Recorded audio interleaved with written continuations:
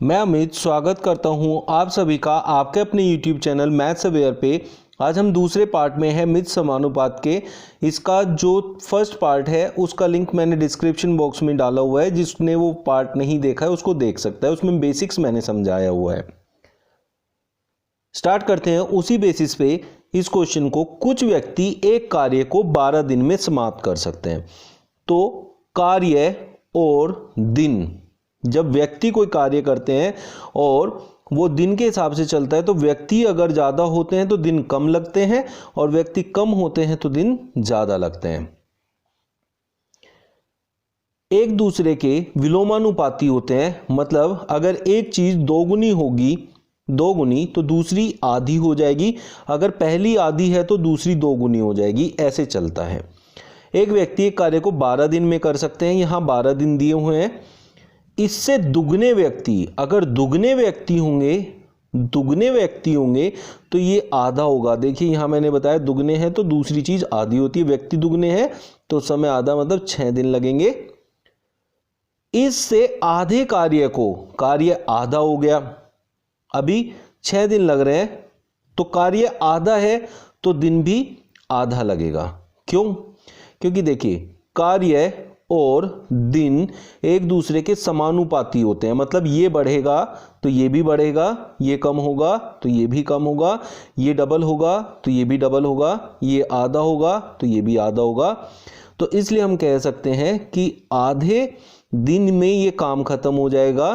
तो it means सिर्फ 3 दिन में इस काम को हम कर पाएंगे। पहले हमने देखा कि 12 दिन में काम हो जा रहा था, तो व्यक्ति क्या हो गए थे? दुगने। व्यक्ति दुगने हो गए तो दिन अपने आप ही आधे हो गए, मतलब 12 से 6 दिन हो गए।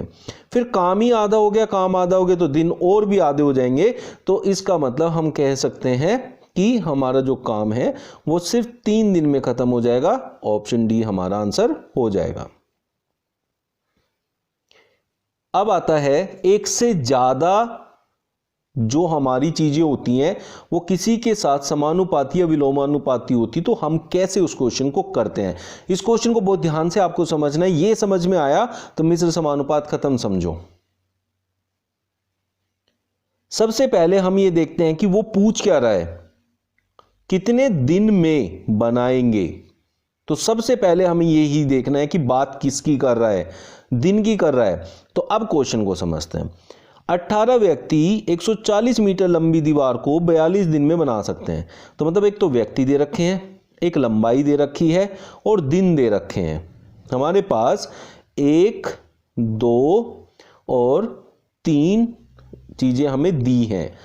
तो अब हम देखते हैं कि इसको कैसे किया जाता है। अब उसने कहा है कितने दिन में बनाएंगे। अगर बाद में दिन पूछा है तो पहले वाली संख्या में से दिन लेंगे, जो कि है 42, गुणा में। अब हम एक एक चीज को इससे दिन से कंपेयर करेंगे। सबसे पहले हम व्यक्तियों को कंपेयर करते हैं। व्यक्ति ज्यादा होते हैं तो दिन कम लगते हैं और व्यक्ति कम होते हैं तो दिन ज्यादा लगते हैं।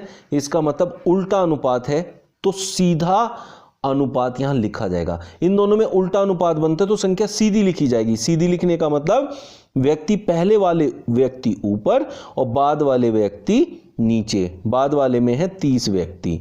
उल्टा अनुपात है तो सीधा लिखा जाता है और सीधा अनुपात होता है तो उल्टा लिखा जाता है। जैसे कितने दिन, अब दिन को कंपेयर करेंगे अब लंबाई से। अब ज्यादा दिन मिलेंगे तो ज्यादा लंबी दीवार बना पाएंगे और कम दिन मिलेंगे तो कम लंबी दीवार बना पाएंगे। तो सीधा अनुपात है तो उल्टा लिखना होगा। अब उल्टा लिखने के लिए क्या करना है, बाद वाली लंबाई को ऊपर लिखना है जो कि 100 मीटर है और पहले वाली लंबाई को नीचे लिखना है जो कि 140 है। अब बस इसको सोल्व करना है तो आपको पता चल जाएगा कितने दिन हमें लगेंगे। अब तो सोल्व कर लेते हैं। ये 0 से 0 कैंसिल हो गया, 14 ये 42 होता है। 3 से इसे काटेंगे, 3 धाम 30 होता है, 0 से 0 जाएगा। तो 18 दिन अब हमें लगेंगे जब हमारे पास 30 व्यक्ति होंगे और 100 मीटर लंबी दीवार हमें बनानी होगी। इस तरीके से हम सीधे और उल्टे अनुपात को सिर्फ एक लाइन में लिखते हैं, बिना किसी फॉर्मूले को याद किए हम इस क्वेश्चन को कर सकते हैं बहुत आसानी से। आप देख पा रहे होंगे क्वेश्चन के अंदर इस तरीके से इसको अप्लाई करना है। तो याद रखना है, सीधा अनुपात है तो उल्टा लिखना है, उल्टा अनुपात है तो सीधा लिखना है। सीधे लिखने का मतलब होता है पहली संख्या को ऊपर और दूसरी संख्या को नीचे। ये था उल्टा अनुपात, लिखा सीधा गया तो पहले व्यक्ति 18 थे, बाद के व्यक्ति 30 थे, तो मैंने 18 को ऊपर लिखा, 30 को नीचे लिखा। जबकि जो सीधा अनुपात था उसको उल्टा लिखा गया। ये सीधा अनुपात था लंबाई वाला और इसको उल्टा लिखा गया। उल्टा लिखने का मतलब बाद वाली संख्या को ऊपर लिखा गया और पहले वाली संख्या को नीचे लिखा गया। सोल्व किया तो हमें पता चल गया कि हमें क्या चाहिए, और जो हमें चाहिए उसको सबसे पहले ही मल्टीप्लाई में लिख देते हैं ताकि उसका कोई झंझट ही ना रहे। फिर उसके अपोन में कुछ नहीं लिखना है, बाकी संख्याएं। अब यहाँ एक से ज़्यादा, यहाँ सिर्फ 2 संख्याएं रिलेट हुई थी इस एक संख्या से। अगर 2 से ज़्यादा, चाहे 4, 5, 10 कितनी भी संख्याएं रिलेट करें, बस ऐसे ही उनके फ्रैक्शन को मल्टीप्लाई करते जाएंगे, सोल्व करेंगे तो हमारा आंसर आ जाएगा। उम्मीद करता हूं ये ट्रिक आपको बहुत अच्छे से समझ में आई होगी और ऐसे क्वेश्चंस को करने में आपको बहुत ज़्यादा हेल्प इससे मिलने वाली है। फिर भी किसी को कोई डाउट है तो कमेंट बॉक्स में अपना डाउट लिख सकता है, मैं डेफिनेटली उसकी हेल्प करूंगा कि उसको कैसे वो आइडेंटिफाई करे और कैसे सोल्व करे। चलिए मिलते हैं नेक्स्ट वीडियो में। और इस वीडियो जो डिपेंडेड है इसके ऊपर वीडियो जो पहले मैंने बेसिक्स की बनाई थी उसका लिंक डिस्क्रिप्शन बॉक्स में है, आप लोग वहां से चेक कर सकते हैं उस वीडियो को भी। Thank you. Subscribe now and press the bell icon. Never miss an update.